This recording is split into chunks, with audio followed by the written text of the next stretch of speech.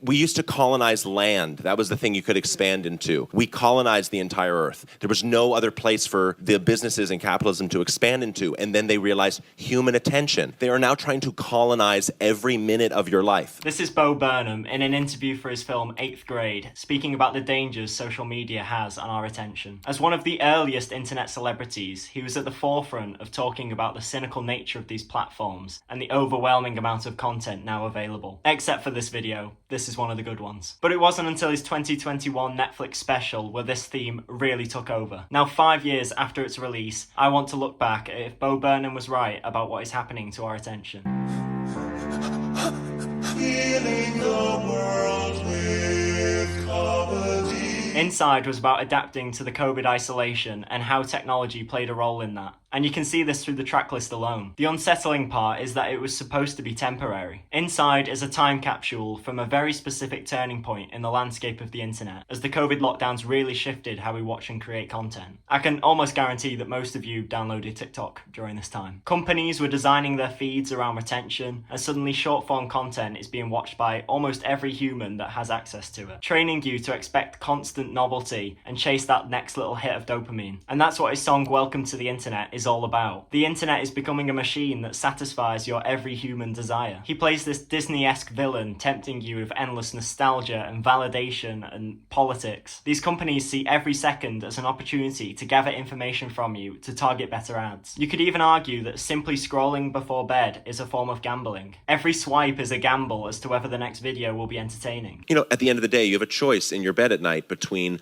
all of the information in the history of the world or the back of your eyelids. And children now grow up with this unfiltered access to anything and everything that they can imagine. My generation never knew of a world without the internet or even YouTube. And the internet changes so drastically and unpredictably that we're going to struggle to govern it for our children because it'll be this whole new thing entirely by then. And it will keep changing faster than we can adapt. Inside, it is littered with clips like this one that parody how children's content is exploited.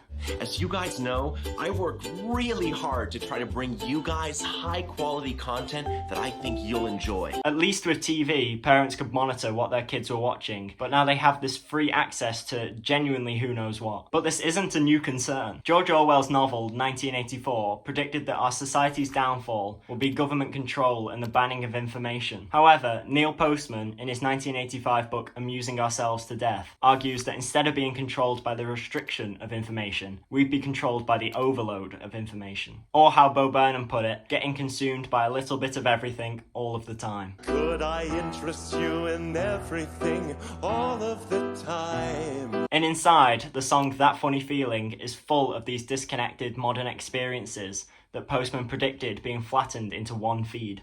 A gift shop at the gun range, a mass shooting at the mall. And the repetition of the final lines are strangely optimistic in tone, to the point of almost being sarcastic. It's the voice of a culture that sees the problem but doesn't do anything to stop it. In one of his previous specials, Bo even gave the advice that you shouldn't live your life in front of an audience. I know very little about anything, but what I do know is that if you can live your life without an audience, you should do it. And yet now, more people do than ever. Postman described a world where the line between entertainment and real life is blurred. Politics, religion, and education being turned into show business. And yet that was kind of an understatement. The internet has turned everything into performance and everyone into a performer. Everyone now has high quality video recording and editing equipment on their person at all times. I have access to everybody and everybody has access to me. Not in a rude way. Don't you think it's crazy that my opinion on why Arrested Development is so clever has been viewed over 300,000 times? No? Stop it. And Bo Burnham's special... that wasn't an insult. I'm not calling him. Bo Burnham's Inside is constantly criticising the amount of content available now. The first song in Inside is even called content. We're reminded from the get-go that even his criticism of this content is still content, as is everything else. It's what Postman calls the information-action ratio. The idea that we're constantly being fed this vast amount of news about things we have absolutely no power to change. So all our news and politics just gets turned into content. I mean, Bo is literally turning a worldwide lockdown into content. And it worked. Millions of us, locked in our houses, sat and watched a different person locked in his house. But Inside was never about escapism. It's an honest reflection of our real lives. And there's this foreboding feeling while we watch Bo re-watching the content that got him here in the first place. It's like he was a patient zero for getting famous off of YouTube. This was his rise to fame, but society's downfall at the same time. Sorry, little kid. And I'm not just living moments, I'm planning moments to look back on them. And I'm not saying that I'm bigger than these problems. I'm guilty of this too. But our lives are starting to revolve around the filming of them. People go on holiday for the purpose of taking photos to then look back on. And in the back of our minds all the time is the thought that we should be capturing this moment for later. A few years ago, Steven Spielberg released his semi-autobiographical film, The Fabelmans. It was far from perfect, but this specific shot was pretty tragic to me. We see his younger self experiencing the trauma of his parents' divorce and the horror as he notices himself in the reflection,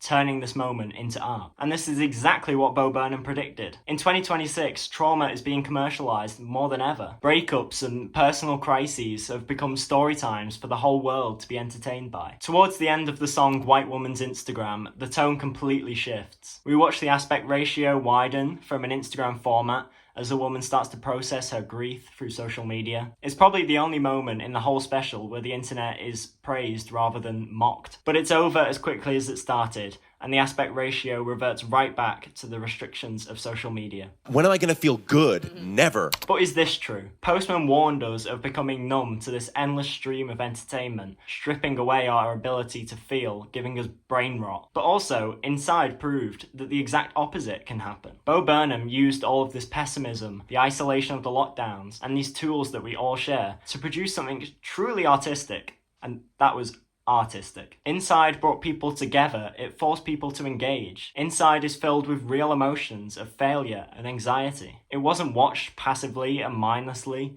despite being made with the same tools as the short form content that is. The internet isn't inherently evil, but just doesn't have a clear solution. Bo was right that we moved on because we ran out of land to conquer. The internet was built because our insatiable desire to connect outgrew physical borders. We don't have to amuse ourselves to death if we adapt correctly to this brand new landscape, if we choose to engage in the right art. Because if the internet was destroying art completely, Inside wouldn't exist. So Bo Burnham was right that it's going to be our generation's biggest challenge, but he severely underestimated it. He predicted the short form content hell, but nobody could have predicted its dominance. Even Snapchat has Reels now, and most of it's AI. There's more content being produced now than ever before, so we just have to choose how we navigate it.